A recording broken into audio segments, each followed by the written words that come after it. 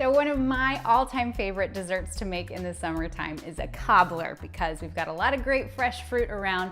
So I want to show you how I make this blueberry coffee cobbler. That's right, we're adding coffee into the recipe, so you stick around, I'll show you how to make it.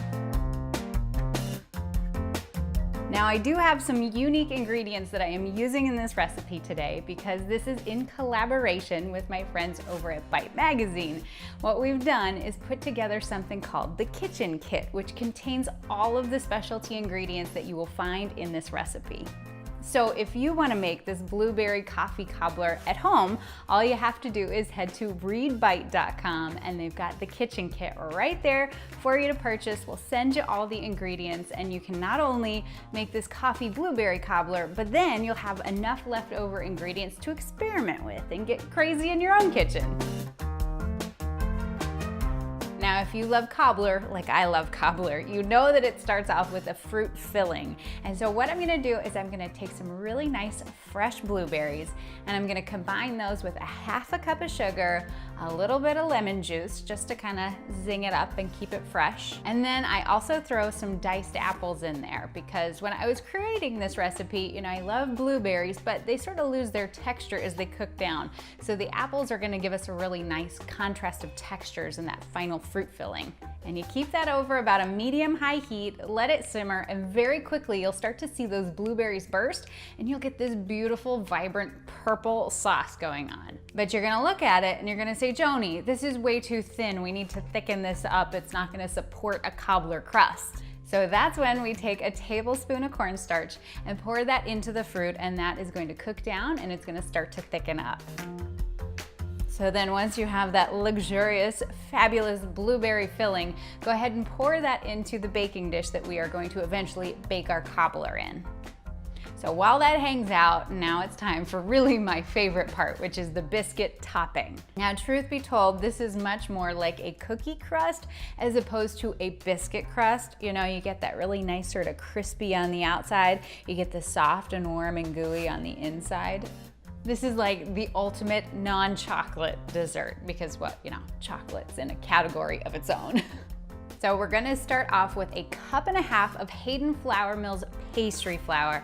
This is a beautiful artisanal flour product from right here in Arizona. And I'm using pastry flour just because it doesn't have as much protein as other flours you might use. So it's not gonna develop all of that gluten, which is ultimately gonna give you a nice, crispy, light and fluffy biscuit cookie topping. And I mix that together with 6 tablespoons of softened butter. It is helpful to have that softened, a half a cup of granulated sugar, and 1/8 of a teaspoon of salt, because of course, we never forget the salt, even in desserts. And then you're gonna wanna mix all of those together. Now, if you're being dainty, you can use a fork and try to smash up all of that butter into the sugar and flour, but eventually you'll probably give up, just like I usually do, and you'll bust out your fingers and you'll get in there with your hands and you just work it together until you get a nice sort of gravelly consistency. That's how you know you're on the right track. Now at this point, I would typically add some milk just to bring it all together, but I thought, let's get crazy and use one of my favorite things in the whole entire universe, and that's coffee. So the coffee that I'm using is from right here in my own backyard here in Arizona. It's Press Coffee Roasters. So what you're gonna get in the kitchen kit is the Ethiopian Gelgelu blend, which this is what we classify as a total fruit bomb. So when you brew that coffee up and you take a sip of it, all of a sudden you get these overwhelming flavors of berries. So obviously it pairs super well with this specific dessert. So of course, what I'm gonna do with the beans is brew a pot of coffee, just like I do every morning, but instead of drinking the entire pot, I reserve a 1/4 cup of it, let it cool off, and then what I do is I take that 1/4 cup of coffee and then about a tablespoon at a time, add that into that dough, start mixing it until you get a really nice tacky but still firm sort of consistency. Really, I kind of equate it to the texture of cookie dough. And then from there, you just take pieces off at a time and you layer it up over top of that fruit. It does not have to be perfect. There's not an exact science to it. Just make sure all of the fruit is more or less covered.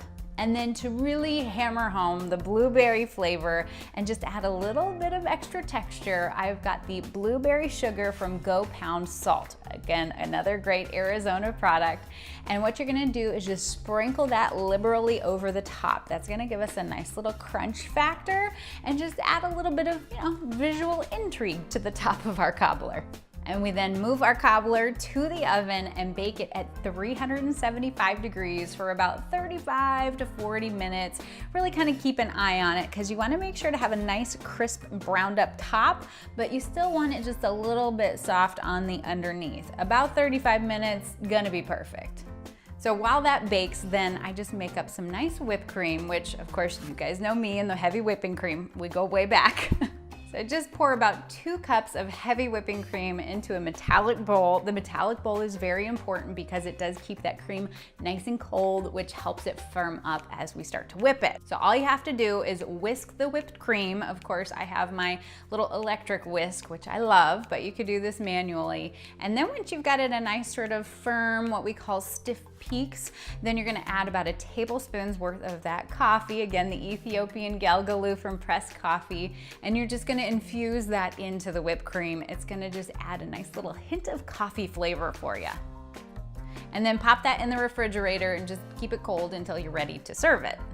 And then you pull that cobbler out of the oven and oh my gosh, I'm gonna tell you, you should wait just a minute or two just to let it cool off because you don't wanna burn your mouth with molten blueberries.